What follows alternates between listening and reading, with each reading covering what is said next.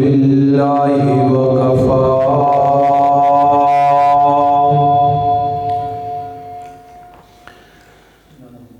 الذي خلق الأرض والسماوات العلى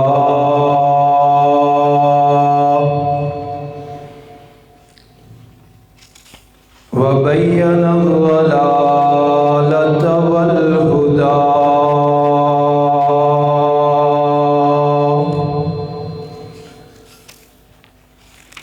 لا شريك له في الأرض ولا في السماء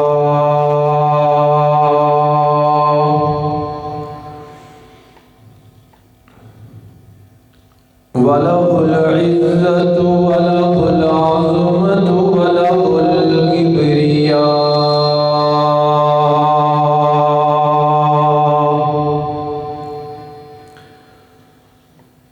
وعليه التوكل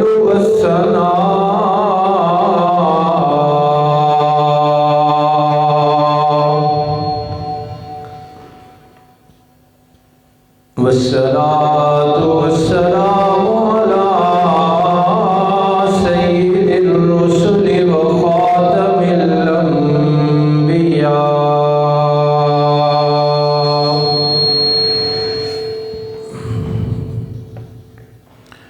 أرسله الله بالحق بشيرا ونذيرا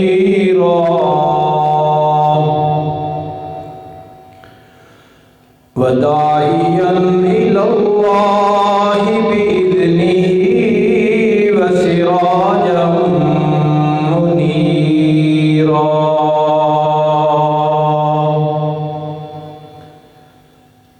وعلى آله وأصحابه الأتقياء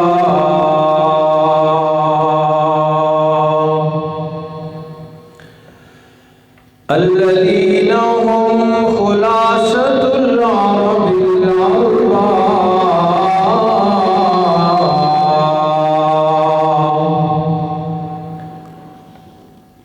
وخير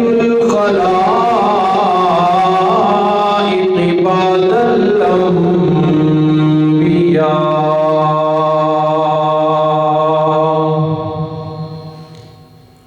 الأنبياء أما بعد فأعوذ بالله من الشيطان الرجيم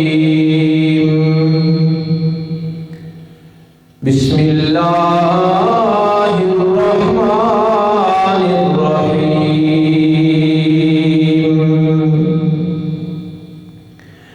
وإذا قيل لهم اتبعوا ما أنزل الله قالوا بل نتبع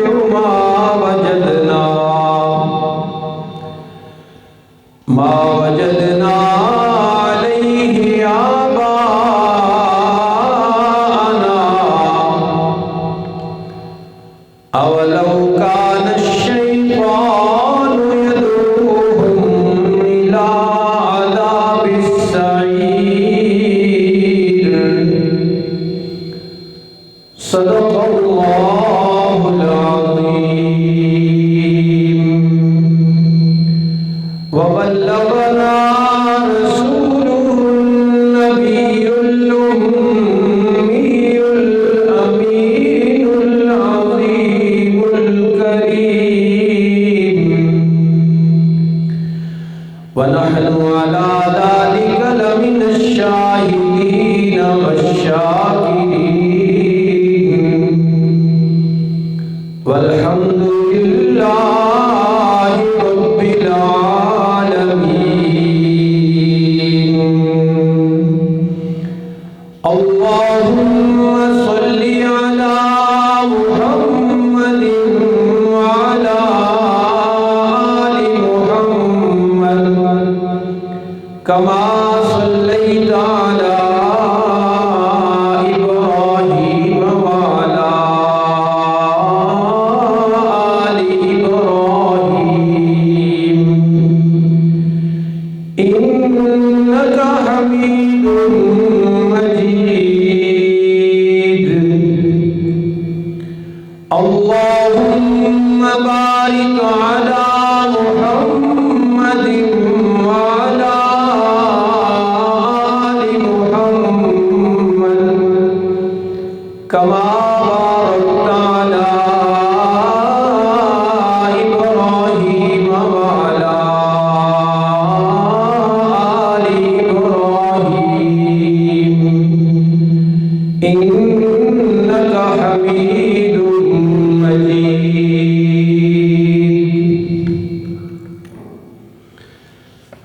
واجب الاحترام حاضرین و ناظرین کرام،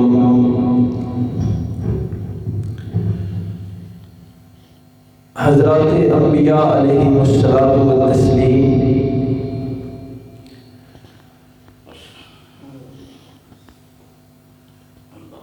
رب العالمین کی طرف سے وہ آخری تھوڑا اب نرم بس رب العالمین کی طرف سے ہدایت کا پیغام لے کر تشریف لایا کرتے تھے،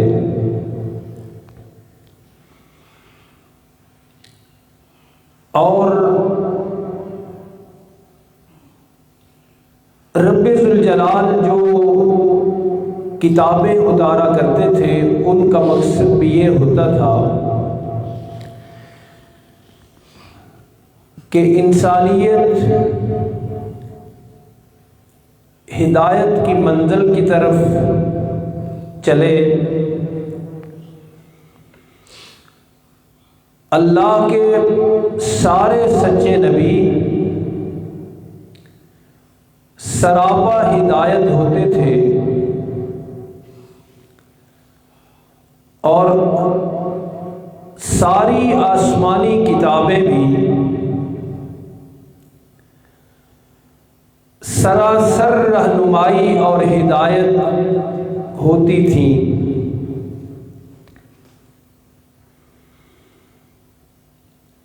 پیغمبروں کی تشریف آوری کا مقصد بھی انسانوں کی ہدایت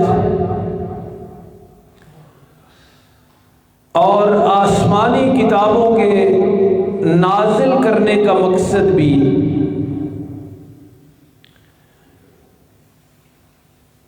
مخلوق خدا میں سب سے اشرف مخلوق انسان کی ہدایت ہوتا تھا۔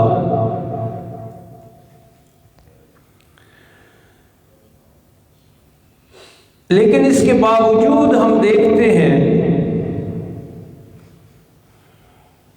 کہ پیغمبر اپنی محنت کر رہے ہیں،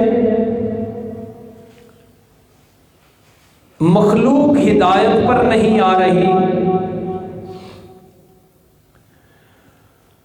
آسمانی کتابیں اپنے نور اور روشنی سمیت موجود ہیں، لیکن ایک بہت بڑی تعداد انسانوں کی گمراہی کے گڑھے سے نکل نہیں پا رہی۔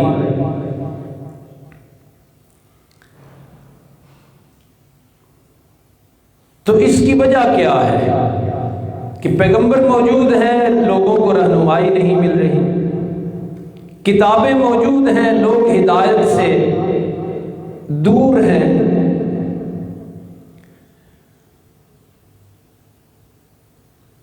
اور آج بھی قرآن حکیم موجود ہے، دنیا کی ہر زبان میں اس کا ترجمہ ہو چکا،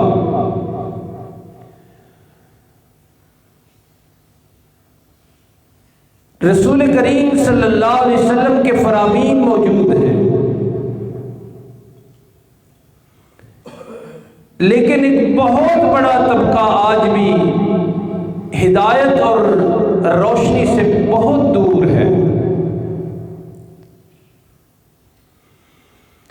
اور اسی مفہوم کو اگر آپ موجودہ دور کی فرقہ واریت سے بھی جوڑیں اور اس کو بھی سمجھنے کی کوشش کریں کہ قرآن موجود ہے، سراسر ہدایت ہے، سراسر روشنی ہے، لیکن کلمہ پڑھنے والے مسلمانوں میں شرک، گمراہی موجود ہے۔ رسول کریم صلی اللہ علیہ وسلم کے فرامین موجود ہیں، لیکن کافر تو کافر رہ گئے، کلمہ پڑھنے والے مسلمانوں میں ہدایت کی بہت بڑی کمی ہے۔ تو سبب کیا ہے؟ اس کی وجہ کیا ہے کہ قرآن کے ہوتے ہوئے، احادیث کے ہوتے ہوئے، آسمانی کتاب کے ہوتے ہوئے، پیغمبر کائنات کے فرامین کے ہوتے ہوئے، ان کے باوجود بہت بڑا طبقہ مسلمانوں کا ہدایت سے دور ہے۔ تو اس کا سبب قرآن حکیم نے بیان کیا ہے۔ قرآن حکیم ہمیں بتلاتا ہے کہ ہدایت میں رکاوٹ بہت بڑی کیا تھی، پہلے بھی اور آج بھی۔ جب اللہ کے پاک پیغمبر بنفس نفیس موجود تھے تب بھی ہدایت میں رکاوٹ کیا تھی، اور آج قرآن اللہ کے نبی کا زندہ جاوید معجزہ موجود ہے، تو آج بھی ہدایت میں رکاوٹ کیا ہے؟ قرآن حکیم نے اس مفہوم کو اور اس مضمون کو بڑا کھول کر بیان فرمایا ہے۔ خطبہ میں جو آیت مبارکہ تلاوت کی ہے اس میں رب العالمین نے ہدایت کی بہت بڑی جو رکاوٹ ہے اسے بیان کیا ہے۔ سنیے قرآن حکیم، فرمایا وَإِذَا قِيلَ لَهُمُ اتَّبِعُوا مَا أَنزَلَ اللَّهُ،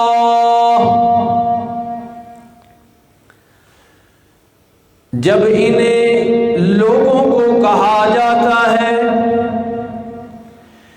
اتبعوا ما انزل اللہ، لوگوں پیروی کرو اللہ کے کلام کی، رب العالمین نے جو ہدایت کا چشمہ جاری فرمایا ہے اس کی طرف آؤ،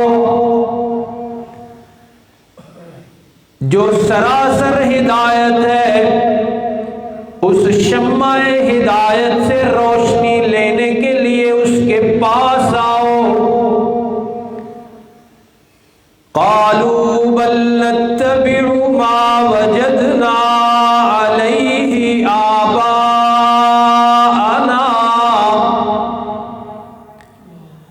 جنہیں ہدایت کی طرف بلایا جاتا ہے، جنہیں روشنی کی طرف بلایا جاتا ہے، جنہیں رہنمائی کی طرف بلایا جاتا ہے، وہی جواب میں کہتے ہیں بل نتبع ما وجدنا علیہ آباءنا، ہم نے اللہ کی کوئی نہیں ماننی۔ بل سے پہلے لا ہے، نہیں ہم نے اللہ کی نہیں ماننی، ہم نے آسمان سے اترنے والی کتاب ہدایت کی نہیں ماننی، ہم نے روشنی کا سبب بننے والی اللہ کی بے عیب اور لا ریب کتاب کی نہیں ماننی۔ اور مانتے کیوں نہیں تھے؟ کیونکہ اللہ کی کتاب ان کے بنائے ہوئے فرضی اور بے بنیاد عقائد کے خلاف بات کرتی ہے، اس لیے جواب میں کہتے تھے بل نتبع ما وجدنا علیہ آباءنا، ہم تو پیروی کریں گے اسی بات کی جس پر ہم نے اپنے آباء و اجداد کو پایا۔ یہ ہے ہدایت میں رکاوٹ۔ بلانے والا اللہ کی کتاب کی طرف بلا رہا ہے، جواب دینے والا کہتا ہے نہیں میں نے اپنے بڑوں کی ماننی ہے۔ بلانے والا کہتا ہے لوگوں آؤ دیکھو تمہارے پیغمبر نے کیا فرمایا ہے۔ جواب دینے والے کہتے ہیں نہیں ہم نے نہیں ماننی۔ ہم تو وہ دیکھیں گے جس پر ہم نے اپنے بڑوں کو دیکھا، باپ کو دیکھا، دادے کو دیکھا، فیملی کو دیکھا، خاندان کو دیکھا، ہم تو وہی بات مانیں گے۔ تو یوں ہدایت نہیں ملا کرتی۔ شمع ہدایت کے قریب ہی نہ بندہ آئے، اس کے الٹ جائے، اس کی طرف پشت کر کے کھڑا ہو، اسے روشنی نہیں ملتی۔ یہ قرآن حکیم کی سورہ لقمان میں یہ آیت ہے۔ تو اللہ نے پھر ان کا جواب کیا دیا؟ فرمایا اَوَلَوْ كَانَ الشَّيْطَانُ يَدْعُوهُمْ إِلَىٰ عَذَابِ السَّعِيرِ، اگرچہ شیطان انہیں آگ کے عذاب کی طرف بلائے، کیا پھر بھی یہ اسی کے پیچھے جائیں گے؟ غور فرمائیے، انہوں نے تو شیطان کا نام ہی نہیں لیا، انہوں نے تو نہیں کہا ہم شیطان کی مانیں گے، لیکن ان کے جاہل، ان پڑھ اور گمراہ آباؤ اجداد کو اور شیطان کو اللہ کے قرآن نے ایک ترازو میں رکھا۔ انہوں نے نہیں کہا تھا کہ ہم شیطان کے پیچھے چلیں گے، لیکن رب العالمین نے جب جواب دیا تو کیا فرمایا کہ شیطان کے پیچھے چلو گے اگرچہ وہ تمہیں لے کر جائے عذاب کی طرف۔ قرآن حکیم کی دوسری آیت مبارکہ جو اس سے بالکل ملتی جلتی ہے وہ سورہ بقرہ میں ہے۔ وہاں بھی رب العالمین نے بتایا کہ ہدایت تو موجود ہے، شمع ہدایت کی جل رہی ہے، روشنی تقسیم کر رہی ہے، روشنی سے پورا عالم منور ہو رہا ہے، لیکن ان کو کیوں نہیں ہدایت ملتی؟ تو وہاں بھی یہی لفظ ہے، فرمایا وَإِذَا قِيلَ لَهُمْ اتَّبِعُوا مَا أَنزَلَ اللَّهُ، جب کبھی انہیں کہا جاتا ہے لوگوں ہدایت پانی ہے تو اللہ کے قرآن سے ملے گی، لہذا اللہ نے جو نازل کیا ہے اس کی طرف آ جاؤ، اس کی پیروی کرو۔ بلانے والا سراسر ہدایت کی طرف بلا رہا ہے، لیکن جواب دیتے ہیں بل نتبع ما الفینا علیہ آباءنا، یہاں بھی بل ہے جس سے پہلے لا کا ترجمہ کیا جائے تو سمجھ آتا ہے کہ بلانے والا کہتا ہے اللہ کے قرآن کی طرف آؤ، یہ کہتے ہیں نہیں۔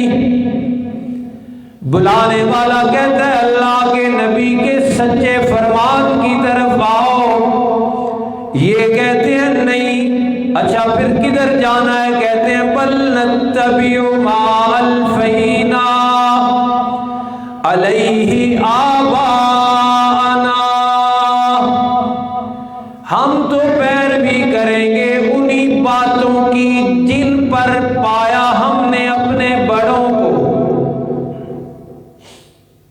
تو یہاں انہوں نے پھر اپنے بڑے کا نام لیا، تو یہاں اللہ نے شیطان نہیں فرمایا، ان کے آباء و اجداد کی حیثیت واضح کی۔ فرمایا اولو کان آباؤہم لا یعقلون شیئا، کیا یہ پھر بھی اپنے بڑوں کی مانیں گے کہ ان کے بڑے بے عقل ہیں؟ فتویٰ ہمارا نہیں، لا یعقلون شیئا، کچھ بھی نہیں سمجھتے، سمجھ نام کی ان میں کوئی چیز نہیں ہے، کیا یہ پھر بھی ان کے پیچھے جائیں گے؟ مزید واضح فرمایا وَلَا يَهْتَدُونَ، وہ خود نہیں ہدایت پر، کیا یہ پھر بھی پیچھے جائیں گے۔ یہ ہے ان کے ہدایت نہ پانے میں رکاوٹ، کہ بلانے والا بلاتا ہے اللہ کے قرآن کی طرف، رسول رحمت کے سچے فرمان کی طرف، اور یہ جواب میں کہتے ہیں کہ نہیں، ہم نے ادھر نہیں جانا، ہم نے جانا ہے اپنے آباء و اجداد کے پیچھے، اپنے بڑوں کے پیچھے۔ اور اس سے بھی اور ایک لفظ اللہ نے استعمال فرمایا، یہ سورہ آراف ہے، فرمایا وَإِذَا فَعَلُوا فَاحِشَةً، جب کوئی بے حیائی کا کام کر بیٹھتے ہیں، وہاں اس سے بڑا بھی گناہ کوئی نہیں کہ اللہ کے قرآن کو چھوڑنا اور جاہل اور گمراہ بڑوں کے پیچھے جانا، جرم وہ بھی بہت بڑا ہے، لیکن یہاں فاحشہ کا لفظ بولا اللہ نے، فرمایا وَإِذَا فَعَلُوا فَاحِشَةً،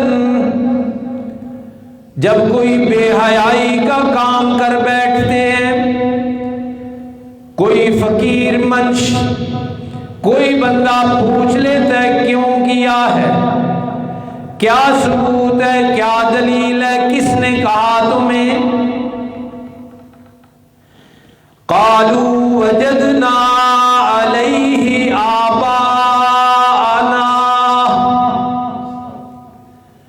متھے لگا دیتے ہیں بڑوں کے، ذمے لگا دیتے ہیں بڑوں کے، کی سراسر بے حیائی، کی اللہ کی نافرمانی، کی پیغمبر کائنات علیہ التحیۃ والسلام کی نافرمانی۔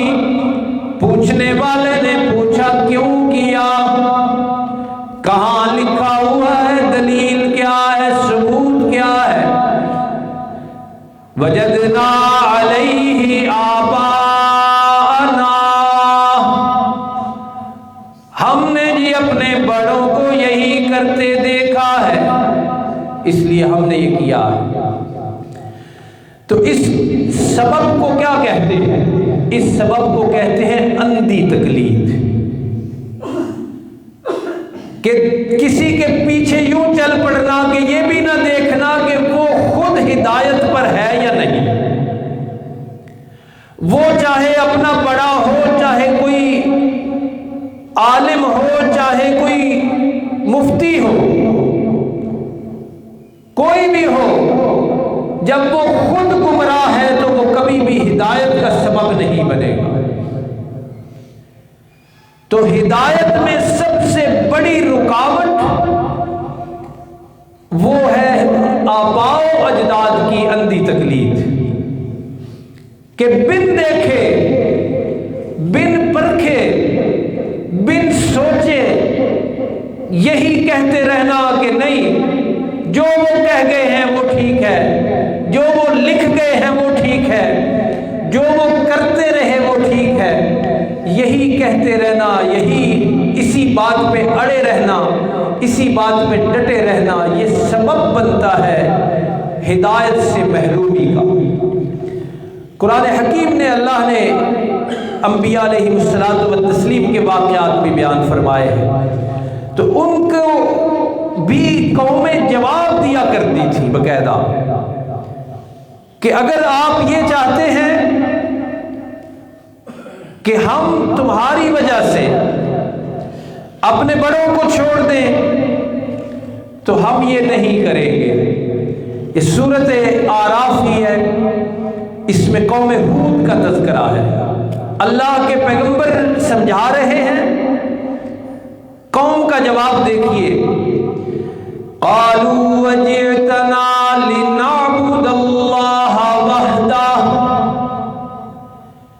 کہنے لگے آپ اس لیے آئے ہیں تاکہ ہم ایک اکیلے اللہ کی عبادت کریں، آپ ہمیں توحید پہ لانا چاہتے ہیں، سمجھانا چاہتے ہیں کہ مالک ایک اللہ ہے، خالق ساری کائنات کا ایک اللہ ہے، یہ پیغام سنانا چاہتے ہیں کہ رازق ساری کائنات کا ایک اللہ ہے،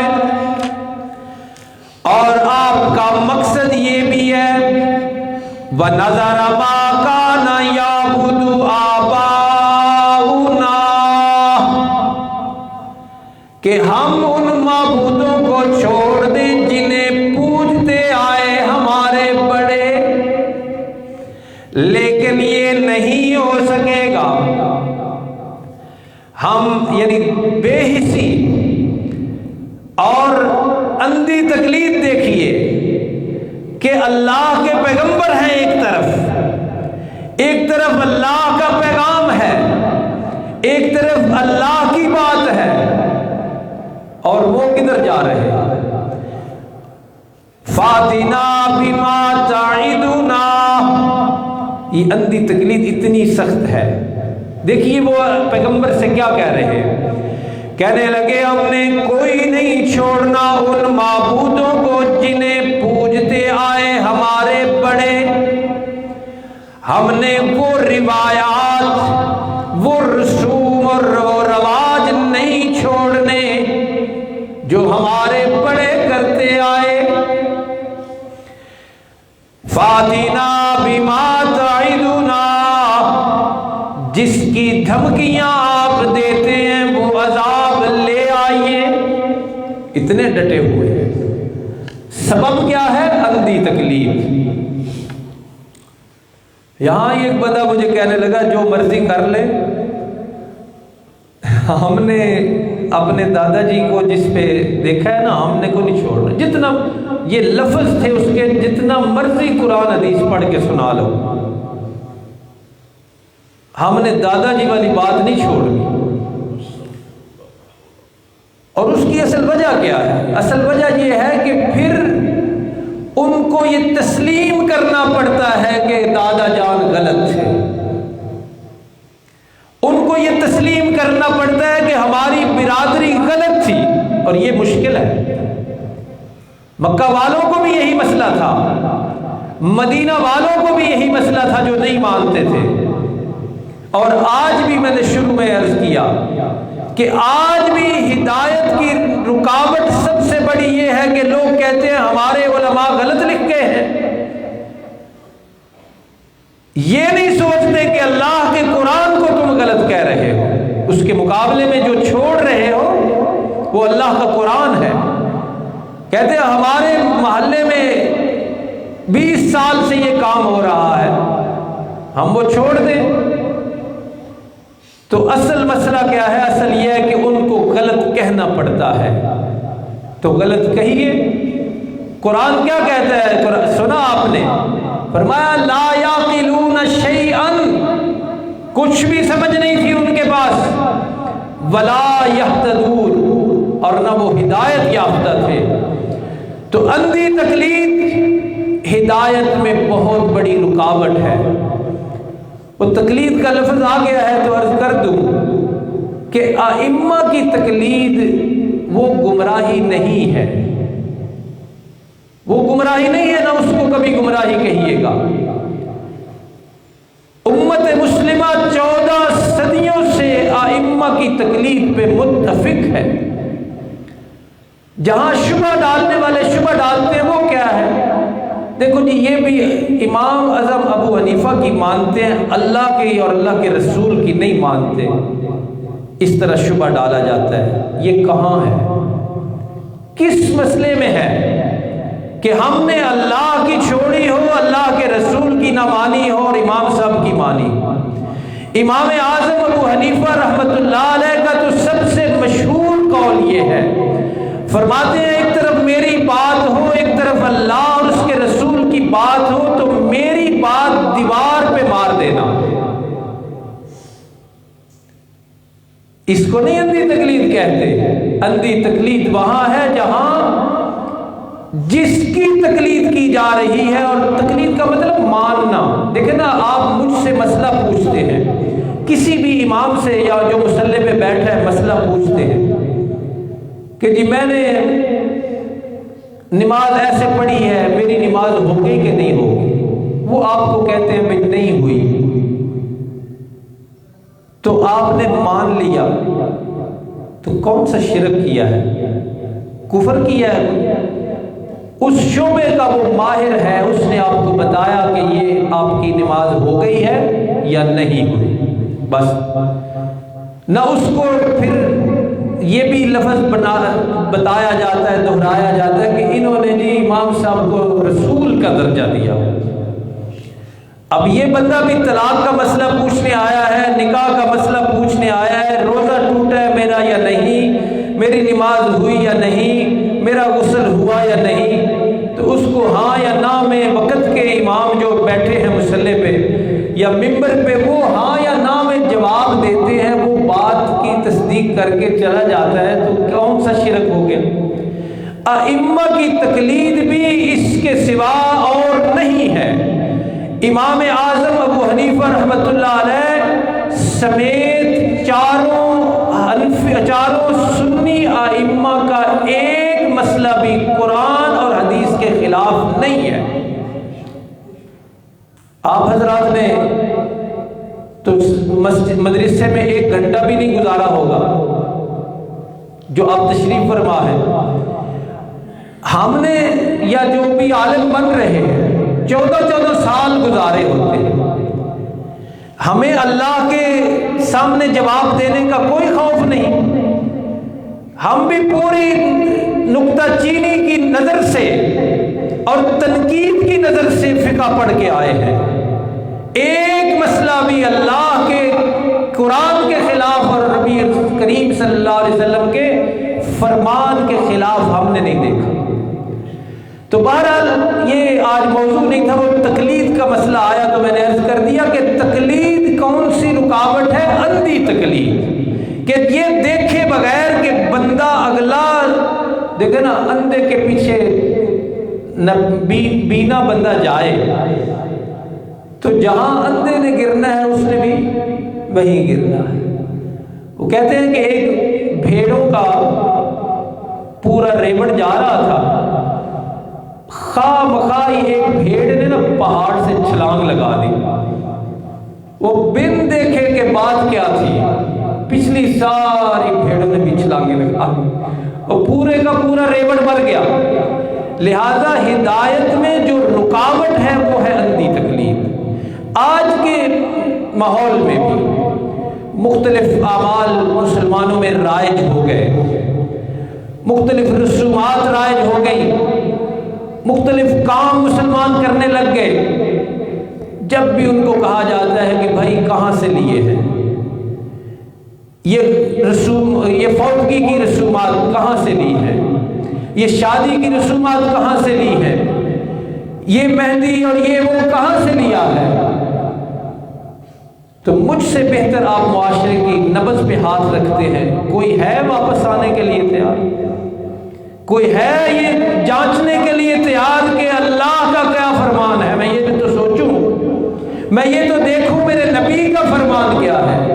مذہبی گھرانے بھی شادی کی ہندوانہ رسومات میں دوڑ دوڑ کر جا رہے ہیں، لیکن اس گئے گزرے دور میں بھی اساتذہ سے پڑھا ہوا سبق ہم آپ کے سامنے دہراتے رہتے ہیں کہ یہ تمام رسومات ہندوانہ رسومات ہیں، چاہے وہ فوتگی کی رسومات ہوں، چاہے وہ شادی کی رسومات ہوں، چاہے وہ منگنی کی رسومات ہوں۔ صاف دو ٹوک لفظوں میں سنیے، ان کا دین اسلام سے، محمد عربی کے دین سے کوئی تعلق نہیں ہے، اور ان کو چھوڑنا ضروری ہے، ان کو ترک کرنا ضروری ہے۔